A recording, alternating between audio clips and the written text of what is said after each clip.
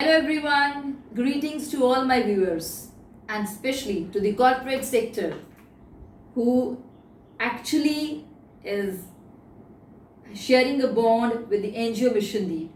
So I, on the behalf of my NGO Mission Deep Educational Trust, would like to share certain guidelines which I feel is my sole duty to share being the part of any of the corporate sector.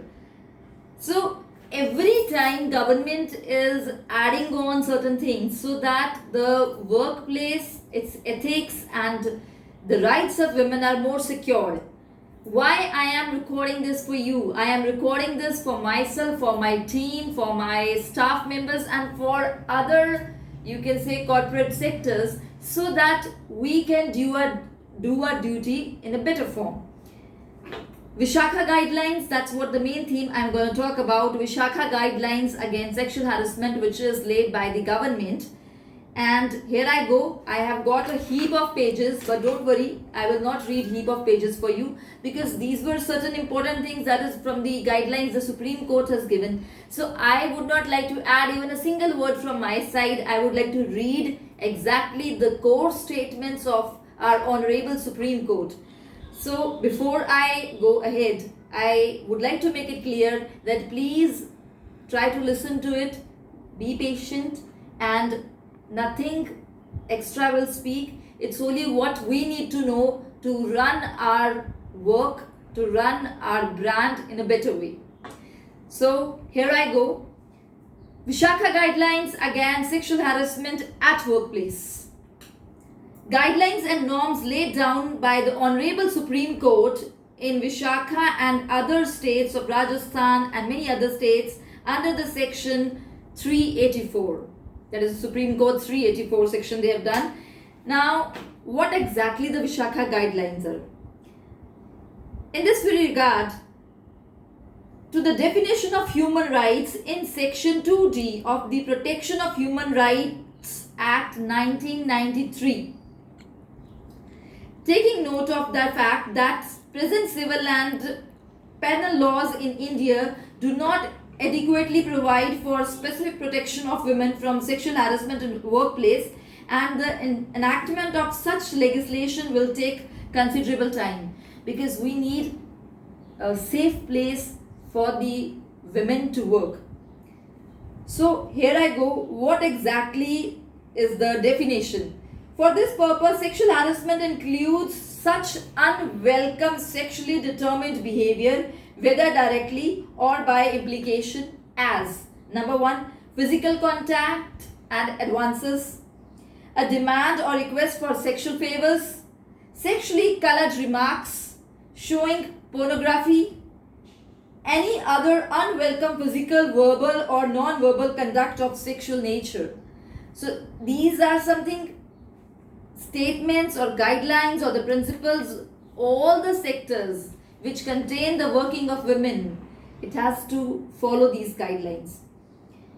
Where any of these acts is committed in circumstances where under the victim of such conduct has a reasonable apprehension that in relation to victim's employment or work, whether she is drawing salary or voluntarily working, whether in government, public or private sector, it is very clear that she can ask for her rights through this very act. Now, before I proceed, I want to say that what is the duty of the employer or other person, those who are the heads of the workplace?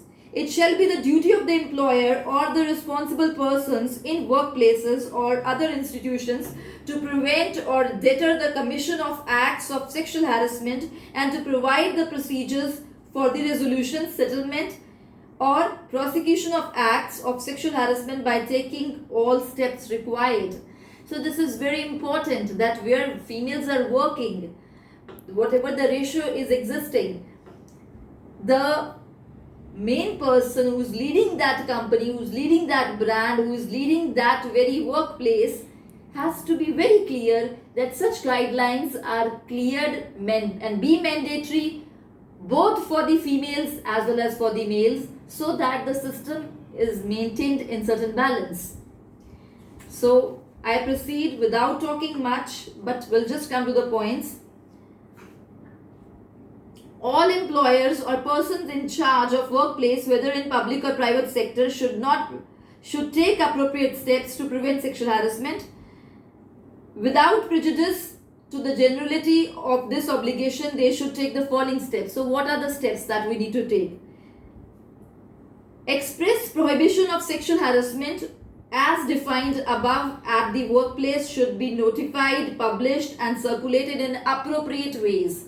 So whatever these guidelines are, if I have taken one guideline chapter that is under the Vishakha Act, these guidelines should be placed or displaced, and as well as emails should be sent to the employees so that they are very well aware of their rights and responsibilities and their duties, and a particular code of conduct and particular way of behavior that they need to follow at their workplace.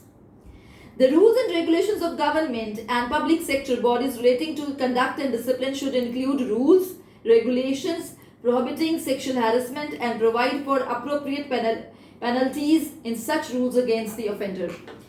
So if in case, in spite of already being informed them, still some sexual harassment cases being happened in any of the workplace, then the person who is, the main person behind the torturing to the victim, who has been victimized by so and so person, so that XYZ person has to face the proper legal procedure, law procedure of that very, you can say, the brand of that very working hub, so that other ladies, they feel secure.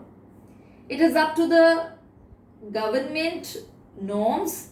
If the brand needs to follow, if they want to go to law, they can. But if they want to have the EC, that is the external committee, which may be the any NGO member, if they would like to solve that case with that NGO member and bit of the panel members sitting together and solving the case, giving the penalty, this is also accepted. But in doing all this, we need to follow this very Vishakha guidelines. These are the norms which has to be followed by all the corporate sectors. As regards private employers, steps should be taken to include aforesaid prohibitions in the standing orders under the Industrial Employment Act, that is 1946. So Act 1946 is particularly this for the industrial employment, and all the employers and their team members, the core members, should go through it, what exactly it says about.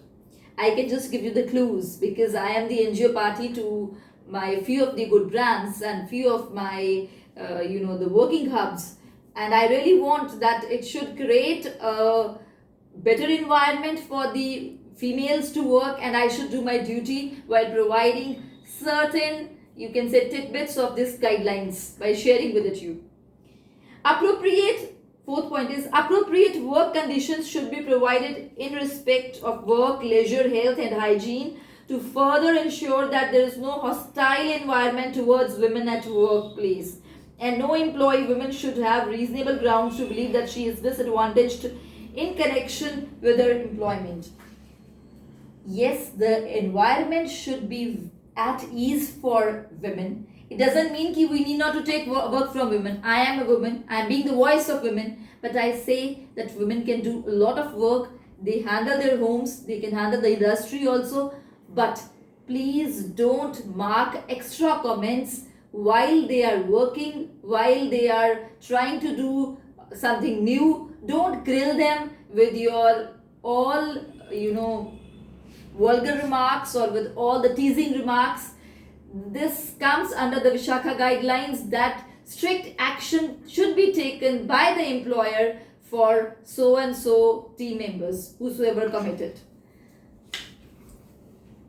Next is that criminal proceedings. We do have the criminal proceedings where such conduct amounts to a specific offence under the Indian Penal Code, IPC, or under any other law, the employer shall initiate appropriate action in accordance with the law by making a complaint with the appropriate authority.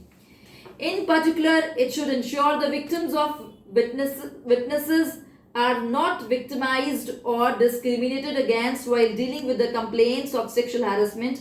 The victims of sexual harassment should have the option to seek transfer of the perpetrator or their own transfer. So, this thing is very sensitive issue. It should be dealt in very mature way, in a very sensitive way, because she is not meant to be victimized every time, right? So if the complainant seeks for the transfer, or seeks for the any law and order steps, or seeks for the any court norms to be followed against the person who has been harassing her, then the brand and the committee members should support and try to resolve the matter. But remember, if she wants to go to court, she can. You can't stop her.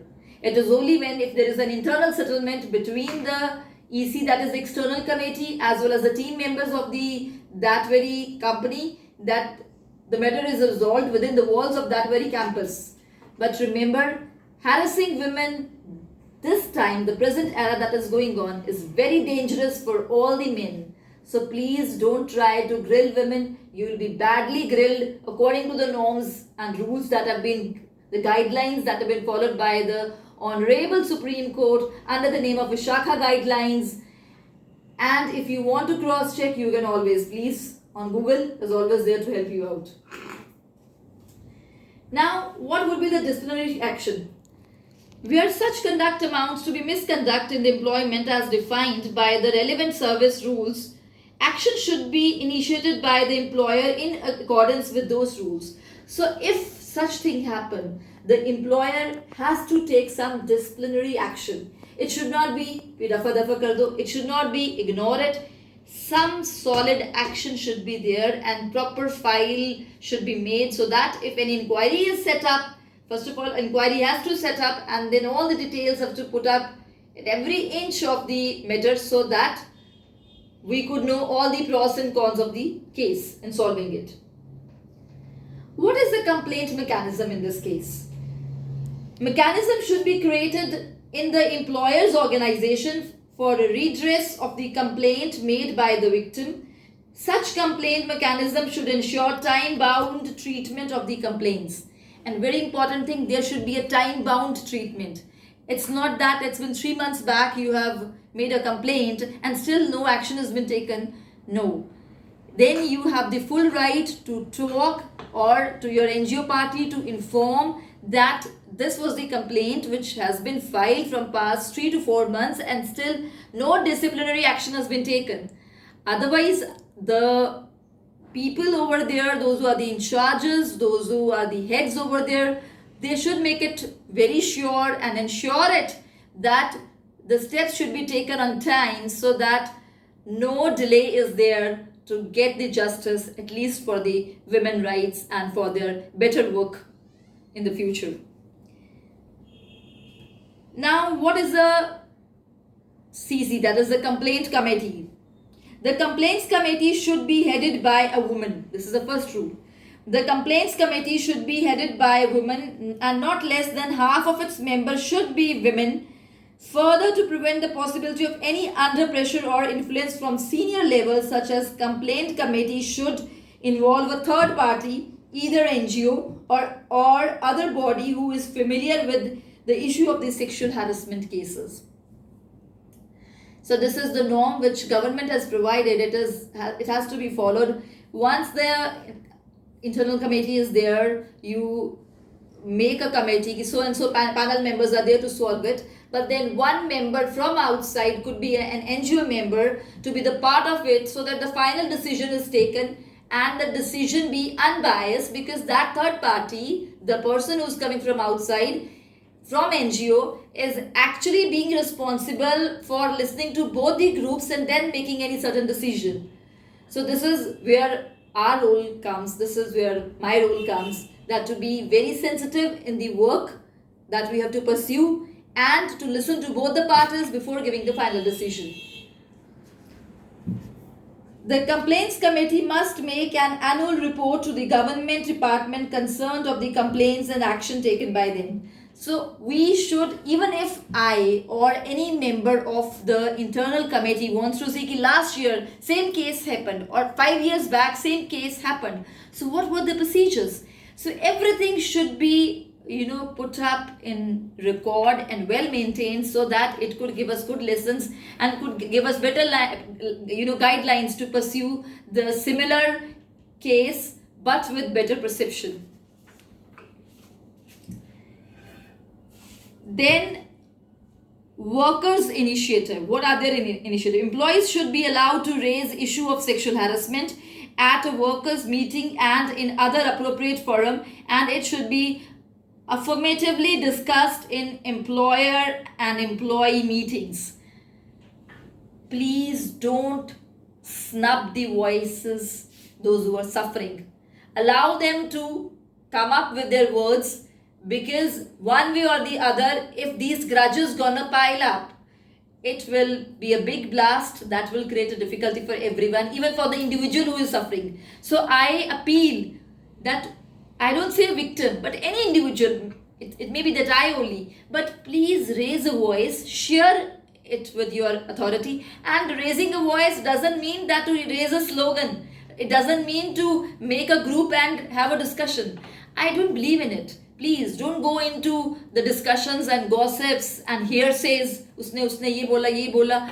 You should go to the right panel, through the right route, so that some right result you could face. So it is something mandatory that we need to show the maturity. Women need to show the maturity. Employer needs to show the maturity. And whosoever the intimidator is, maybe the third party, they need to be mature enough to deal this sensitive matters. Now I'll talk about the third committee, and it's almost the end of the thing. You need not to listen much more. Where sexual harassment occurs as a result of an act or omission by any third party or outsider, the employer and the person in charge will take all steps necessary and reasonable to assist the affected person in terms of support and preventive action. So if in case there is such problem, then the employer has the full right to pursue the case. Otherwise, the proper norm is that once the complaint has been there and it has been the IC, the internal committee goes through it, then the third party, maybe the NGO party goes through it, then together have the meeting to resolve it and make it sure that such amendments are made and such disciplinary action is taken, so that in the same campus it may not occur again. It should not be the very harsh action, but it should be a disciplinary action, so that we could safeguard the rights of women and women be confident enough to work in the corporate area with full of their strength. So these guidelines will not prejudice any rights available under the Protection of Human Rights Act, that is 1993. So that was a small interaction session which I want from the behalf of NGO Mission Deep, and being the NGO partners with all the corporate sectors that we are dealing with. I really want the small discussion piece to be shared with the employees, so that they realize what exactly your guidelines are. And you can always go through Vishakha guidelines, you can always go through the sexual harassment guidelines by the government. But this is Vishakha guidelines are the main guidelines which have been followed, and it has been stamped by the government to follow this route. So quite clear. That's why I, in spite of other amendments and in spite of other acts of the Supreme Courts or any other, you can say, the government laws, I chose this very thing, that is the Vishakha guidelines, because I felt after going through and talking through the certain commissioners panel of certain educated people in this very field, they also suggested that this guideline is a proper guideline to follow by the employer or IC team or the external person, whosoever as the NGO party comes to resolve the matter.